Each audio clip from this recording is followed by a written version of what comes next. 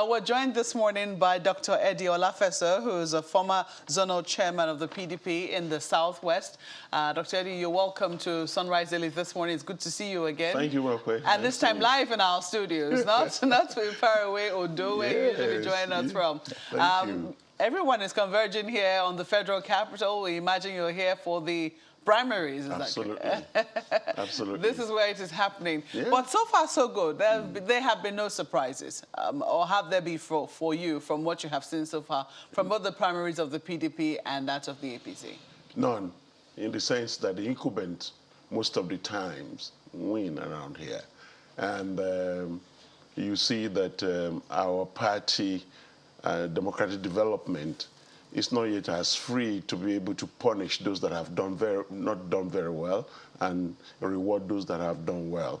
You could see that in Katsina, I think you noticed that the current governor is no longer running. Indeed. So that's the reason why there is a closeness in the performances. If the current governor was running, the incumbent governor, it could have been totally different. So it's a question mark on our democracy. How come everybody gets re-elected with very wide margin, even with limited performance in their performance in their states? So we should have seen that sort of. So I mean, yesterday we had two experts here, two academics here, who were trying to make sense of the entire primaries exercise and maybe explain what it is that we have seen so far. You just made reference to the fact that the current governor of Katsina State is no longer on the ballot. Yes. And that's why we've seen the kind of results that we've seen. Absolutely. And they also made reference to the fact that in the states where there were no subsisting governors for the PDP or we should be seeing different, maybe a closer contestation where the governor does not have an influence. Exactly. But has that really played out? I mean, because there are states like, I'm looking at Abia now. The governor is no longer running, but we have three aspirants walking out on the competition. The primary. The primaries. You also have. I'm looking at other states now where you had a pretty like Delta State. The winner is Senator Ovi Omagege. The name of the runner-up is not even there. 1,190 votes. It depends. I mean, nobody has come out to complain about it, but I mean, this is what we're saying. There is no governor for the APC in Delta State. Yeah, it depends on various factors. For instance, if the governor is not running, and there is somebody who is, promoted by the governor, and the governor still, controls all the paraphernalia of the party in the state, you see the gap. But sometimes when the governor is neutral to say, let me get the best of these people, you see the closeness. It's still part of the margin. Should we be saluting the governor of Katsina State right now? I think so. It's not in my party, but what he did is obvious that the people he presented are quality men that can compete with themselves. And he decided to just say, okay, whoever emerges, because if it were a situation where the contestants are being under the umbrella of the governor, you see that everybody will be, shoved off, and you see the wide margin. It's a serious situation. Really, and you said earlier, emerging democracy, and it is something I have heard. In fact, maybe from the day one of the Fourth Republic, that this is an emerging democracy. And we've spent how long now? 22 years, and we're still emerging. But it looks like we have not really gone that far. It's the same process that we probably saw in '98, saw prior to the previous elections, that we're still seeing now. So for how long will we be emerging? I don't really know. In some areas, it's even getting worse. It is. There is this audacity and brazenness in abusing the process that we have seen. We've just emerged from, the primaries for assembly, for House of Rep and Senate, from states and governorship, and you could see what transpired. And even in the political arena, let me quickly add that 20 years in the life of a nation is a very, very short time. It's a long time in the life of a people. For a serious nation, like Rwanda did after the Rwanda war, they came together. I pray that the political class will be serious enough to be able to, put the interest of the masses at heart and do the needful. What I've seen that is very worrisome is the fact that the Section 84(8) has actually created a chaos that nobody knows exactly the outcome. This cannot have a happy ending.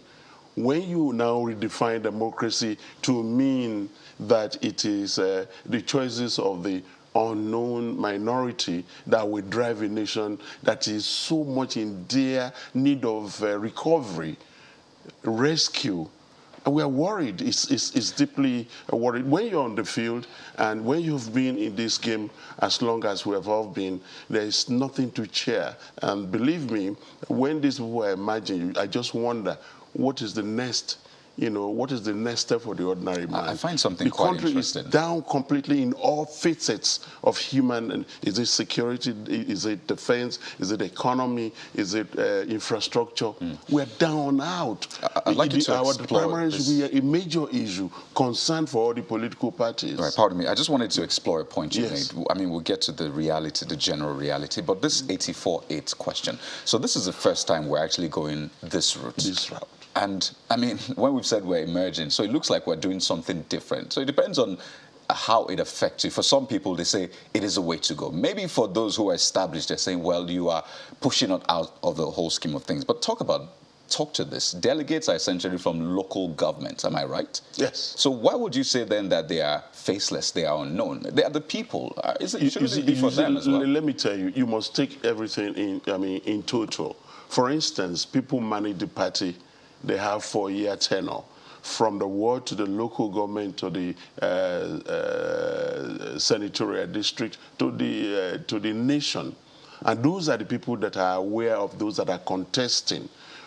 And we know the process of selecting delegates. We cannot delude ourselves. I won't come on national television. I lie to you that the process is so clear that it can bring about future development. What's the process? When I know the process is such that when you're selecting delegates in each of the wards, they're not considered on the basis of their knowledge of the economy or the knowledge of what is happening in the country. Many of them have not even seen, they've not seen television, because so many of our countrysides don't even have television, the light, no talk of television. They've not seen these individuals that are contesting. They don't know them.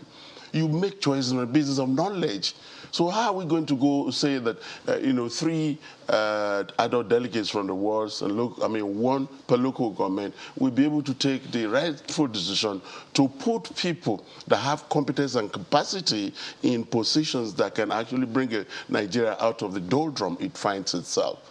I still don't understand. And that's exactly what I'm telling you, that the whole process, it has to be filtered more. And I feel so disappointed with the National Assembly for bringing us to all this cul-de-sac. You see, all these things happened and the two parties were running around like yo-ho. Within the last 7 days, we don't know what will really happen. Will the president sign? Will there be a change? And suddenly it turned out that the president felt, you cannot just be shoving things on my table without you thinking about it. He decided not to vote. To some of us... Dr. Lafeso, you Yes. know, what you've just said about how Section 8412 has created a problem. Some people do not see it like that. You said that now the people will be, or the candidates will be decided by the votes of an unknown minority. Yes. And this is the first time that this is going to happen in our 22+ years of democracy in the Fourth Republic. Some people are going to say that maybe that's the change that we need. Maybe that's the disruption that we need. That maybe for too long had the political class, taken the role and not exactly understood what the people themselves need. You do not agree? You see, what I'm trying to say out here, Mokwe, is the fact that you prepare yourself for such things. And believe me, before the selection of delegates, it should have been established. It should have been established that they're going to vote to select leadership, and then you see that leaders will now begin to filter.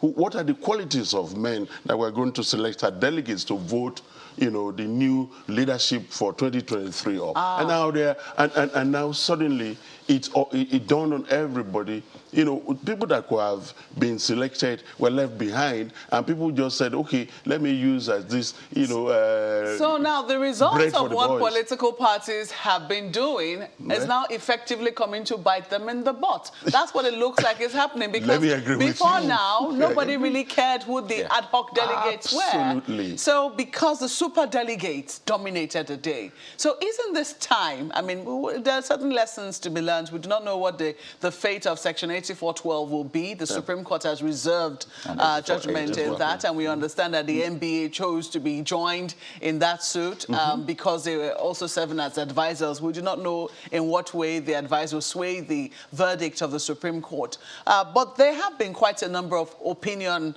that we've seen flying around in the face of this the face of the president's refusal to sign the... And a lot of them have caught... I'm going to read one now. I don't know who the author is, but he or she says this is an act of God. The fact that the president has refused to sign this, and the person believes that, I mean, that is the result of, I mean, it has shown how orderly the Congress is so far conducted has been. They say the so-called statutory delegates have been a bane on the internal electoral process of political parties, conferring undue advantage on a section of the political class. Apart from their huge number, adding to the sky-high cost of election, the unhinged delegates list has been a source of anarchy marring the process. So they view the super delegates and the statutory delegates as the burden on political parties which needed to be removed. And that has been done by an act of God. Not an act of parliament. Quite frankly, even if it's going to be done by act of God, there have been the necessity to prepare for that kind of surprise so that it could help the system. That's why it's a Let surprise. me tell you, democracy is not even helping here in Nigeria. Isn't that why it has not produced... Isn't that why it's an act of God? Because even the National Assembly themselves did not know when this happened. Or they seem as though they didn't know. No, they didn't know. They didn't know when it happened. On a serious note, Malkwe, it has severe consequences for the future. I'm not against, you know, picking less number of people to pick their leaders. But at the same time, those people should be adequately informed and educated to be able to make the right choices. In this circumstance, will you be happy? How severe are the consequences you're looking at? It can be in the sense that the choices will not be dependent on quality, capacity, and capability. But it's going to... Wait a minute, then let me explain, Makwe, because I have seen this on the field. Is that for the presidential primaries or for the primaries that have already been conducted? Not only everyone, from assembly to National Assembly to everywhere, to governorship and everything. You see, what has happened is the fact that if the parties are prepared, and in the first instance, why do you have to lump all the parties together to act the same way? When we must drive different values. You see, the value system is messed up and convoluted, and that's the reason why we are in this quagmire. And believe me, what that man said is ultimately right. The cost of our democracy is prohibitive. If you face a primary election in the past, we never wish it. I ran for the governorship of Ondo State, and believe me, I won't run anymore.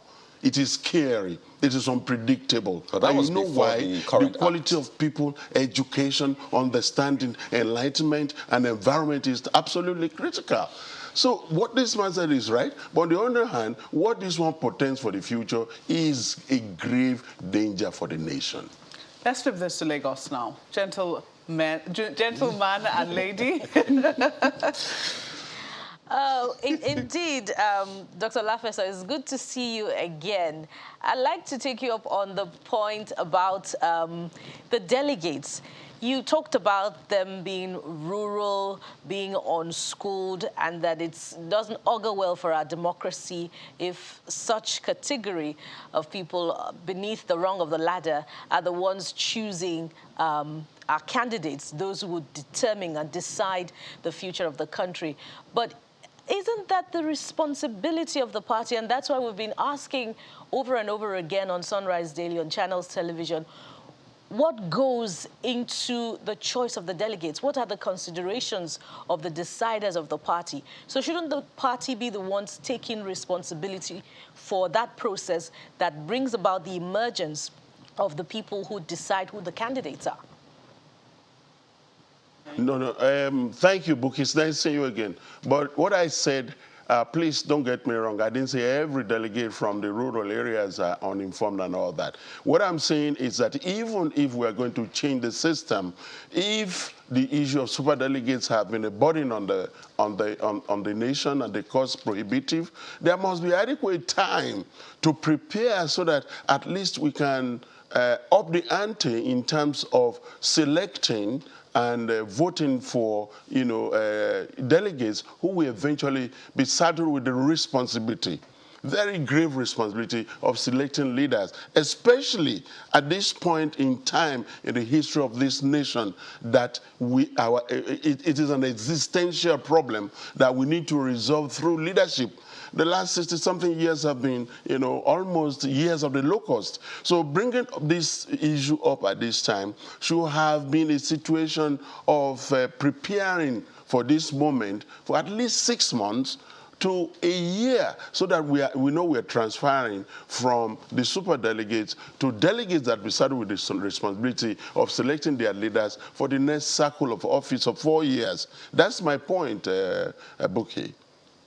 Is the decision, or rather the reaction of the former president to the primaries that have been held so far, and his observation about 84-12 in relation, is it altruistic or is it self-serving if the concern is the exclusion of the superdelegates and the statutory delegates from the process? You see, it's not. And I share former President Jonathan's view. Believe me, we cannot be trashing virtually every aspect of democracy and expect, good returns from it.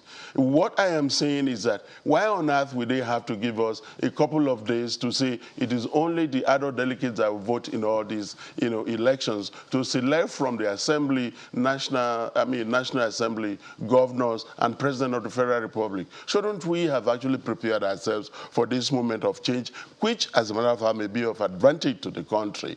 I am deeply still worried that everything is a la carte in this country. We don't think deep about the consequences, and when the consequences come, it actually ruins everything we ever, prepared for. We are in dear need of quality leadership that must be selected by carefully enlightened and prepared minds to do so. There is no arguing against this situation. And there's been concern about what has been called the delegate procurement process and the implications on the economy, really. We've seen how in the last few days, how the naira has weakened yet again against the dollar because of reports about, the distribution of dollars amidst the whole process.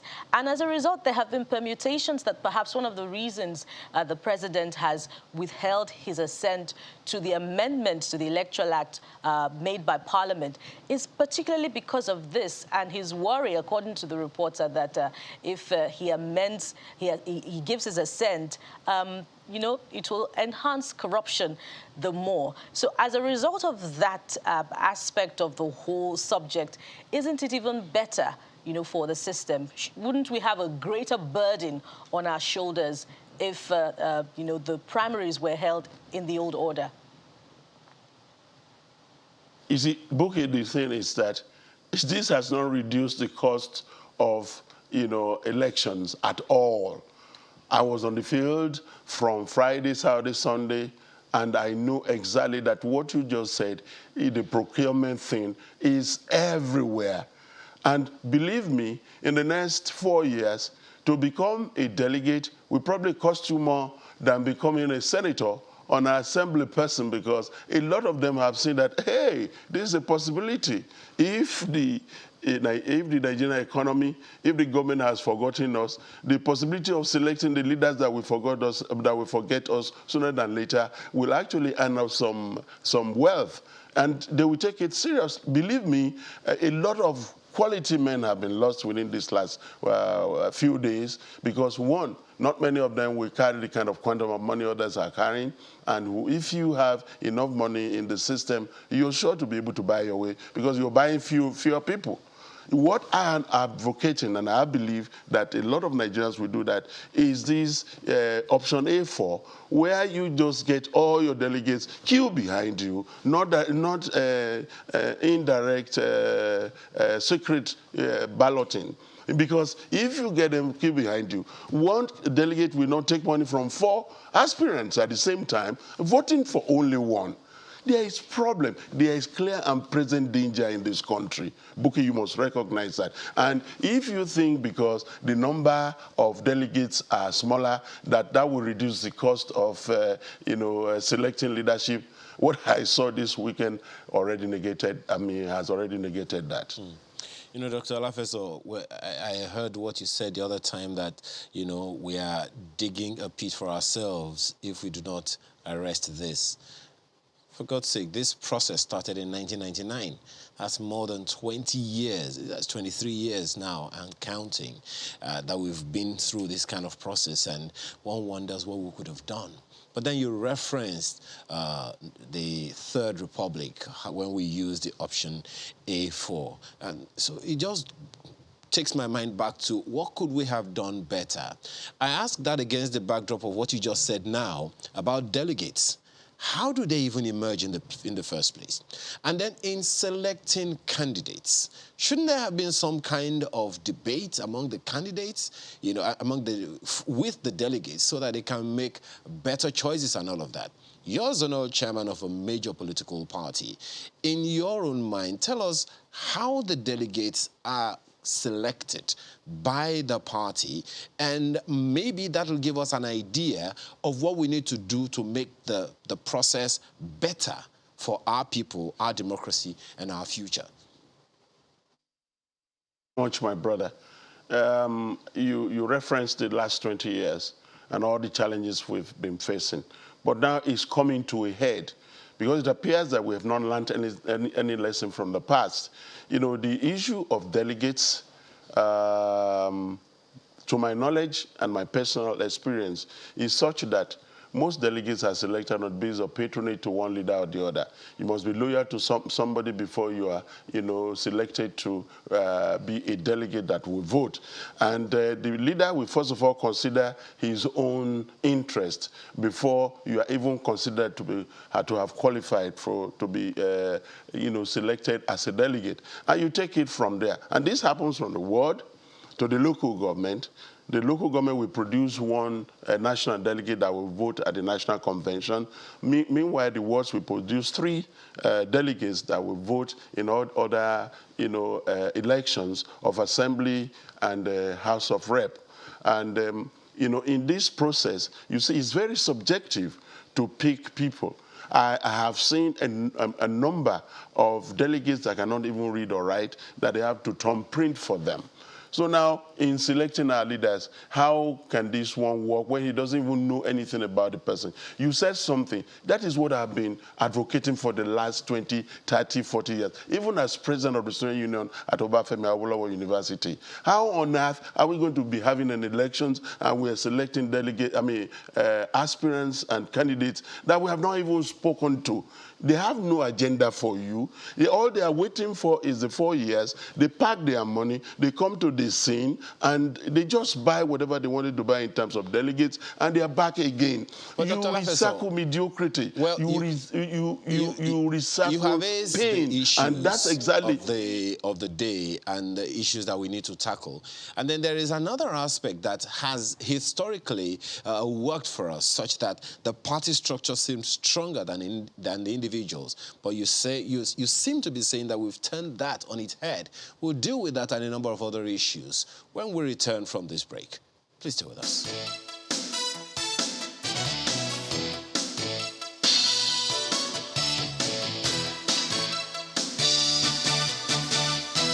Thanks for staying with us. Dr. Olufeso, again, as I said, having been zonal chairman of major political parties such as the PDP, beg your pardon, Dr. Eddie Olafeso.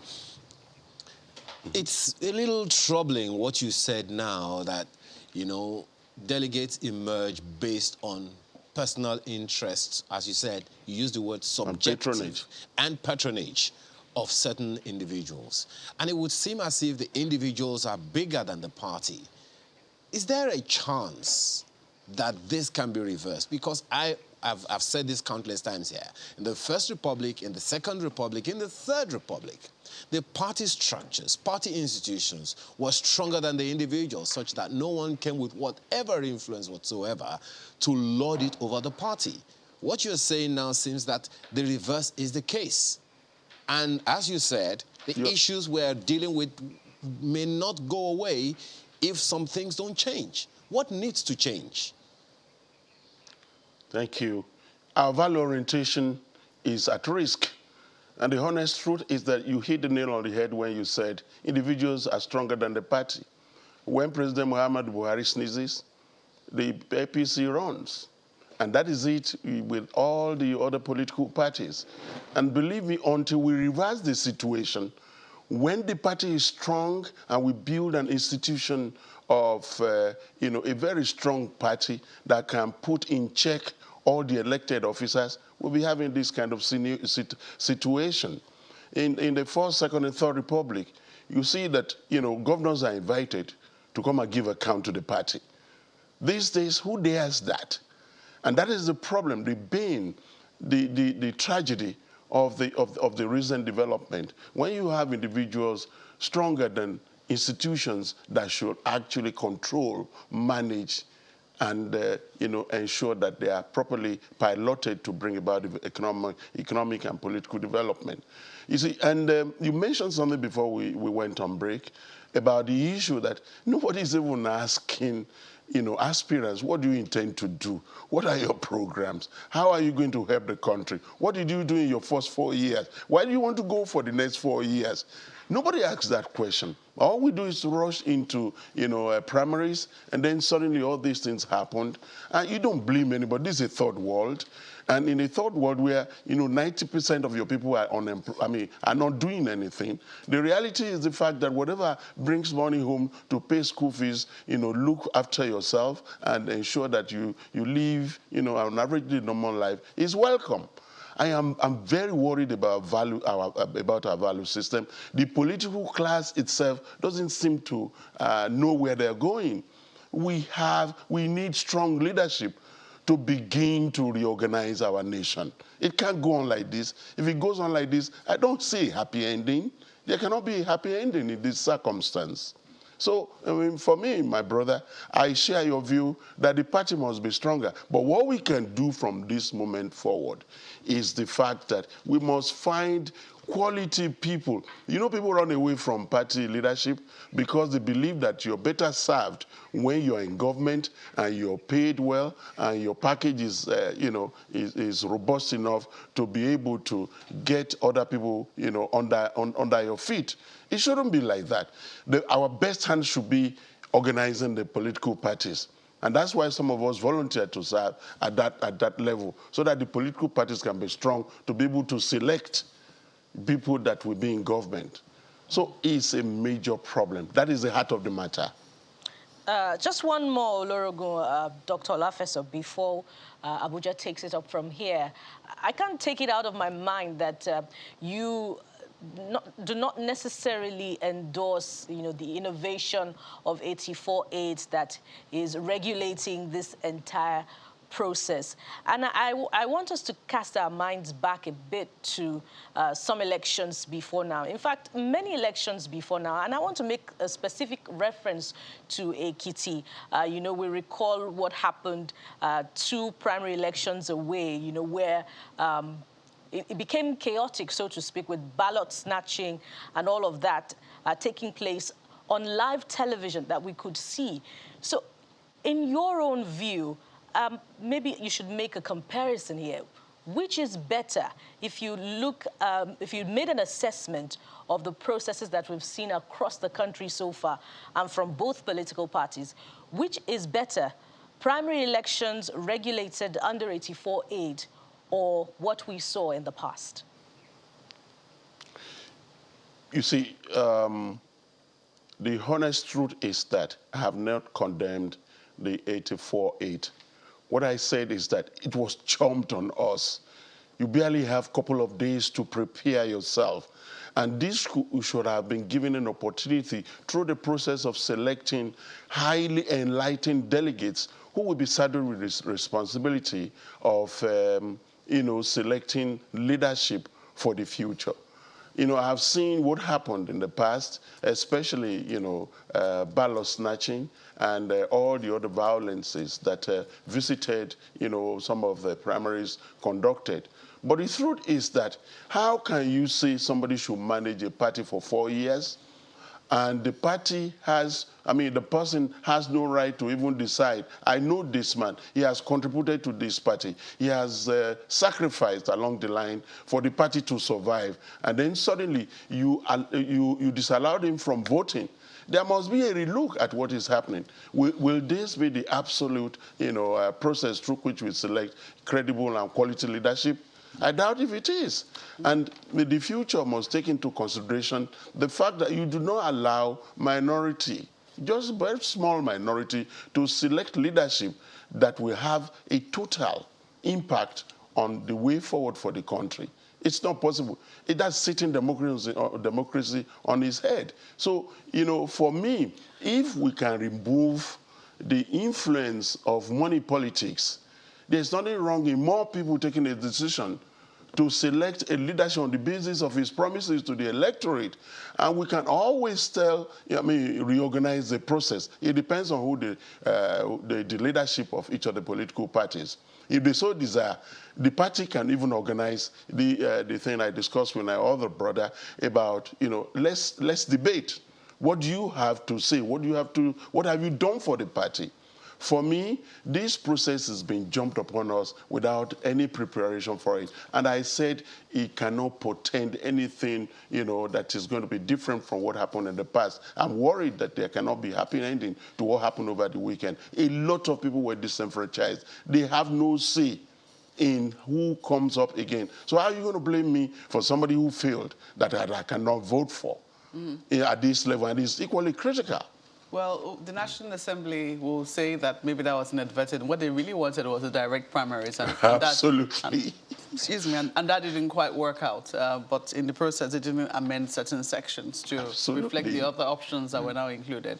And I'd really have loved to take you up on, this entire concept of minority voting for the majority, et cetera, because even in the United States, which we copy heavily from and which seems to be the model of democracy, they also have, I'm trying to remember the system that they have. The college? The college, yeah. Yes. The college, the collegiate system, which eventually determines who the president of the country is. And, there have been complaints about that as well, but it looks like every democracy is a work in progress. Yes. Nonetheless, you're here in Abuja now, and you're here for the primaries. You confirmed to us here that you are here for the primaries. I have no vote. You were not. I'm a member of the electoral committee. Okay. That will now, ensure that there is compliance with our party constitution and the electoral law in the process of selecting who becomes our president. Okay, so you're here nonetheless, and you're here to ensure that things go well within your party. Yeah. So what are your expectations for the primaries of the PDP, which you're going to be The leadership is working so hard to reduce the number, so that, the acrimony that may visit the convention will be reduced. And if we achieve that, which is very possible, because we must have to begin to subsume our personal interest for the interest of the nation and the party. So I expect our primaries to be very, very peaceful. And we have quality people that have actually shown interest. And I know that whoever amongst them emerges will do Nigeria proud and better than the way the APC government did within the last 7 years. You have 14 aspirants, or maybe even less now, because one face I'm seeing here, Mr. Dele Momodu, is said to have withdrawn from the race, that he doesn't have the kind of money. That was what was reported. Even 14 is still a huge number. So you want to cut it down? It's possible the party can do that. How will they do that? Are they looking for by consensus? You combine all these factors, consensus, election, you talk to people, you measure you gauge their strength, and you appeal to them that, you know, it will be better if we go with less number to the convention, so that the choices made will enable all of us to rally. What is important and critical is the fact that even after the convention, we still have to bring ourselves together and work together. If not, a party in opposition still, you know, grandstanding like this may run into difficulty. As bad as they have, you know, as bad and poorly as the APC have done in terms of developing the nation, they still have the Commonwealth with them, and there are a lot of what they can do to an opposition who may not have as much resources as they have. Does it create a problem that your party refused to zone the presidential ticket? I think it's a way forward. I mean, because I asked my brother when I came in that in the last 60 years, how has zoning the position helped us?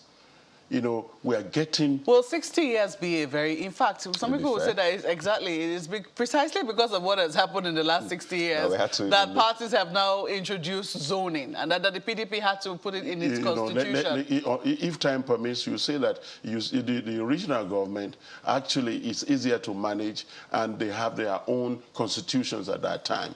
But beyond that, and with the military intervention, zoning came up, you know, so seriously within the 1998, 1999 Republic, so that we can balance out these things. But for me, is it geography that is important, competence or capacity? You know, so, you know, the issue of zoning is neither here nor there. Our party did the right thing by giving everybody equal opportunity to compete and contest amongst themselves. Let me tell you today, Makwe, if a president comes from Katsina, from Daura, and is able to rally this country, bring unity, and ensure that everybody has a sense of belonging, your citizenship means something for you, nobody will care if it's even the, you know, son of Muhammadu Buhari. So, you know, the issue of zoning is because we're not sure of ourselves. We're not even sure if our patriotism is something that can rally all of us. Everybody wants to run into an ethnic enclave so that they can, you know, survive certain things. No, look at what is going on in the country. The hopelessness, the brutal life, the short life that we have all been exposed to. It's so sad. Look, all these parties are doing what they are doing, everybody running around to become president. Did anybody remember Shaibu, that young girl that was kidnapped? Leah Shaibu. Yes. You see, every day I remember her.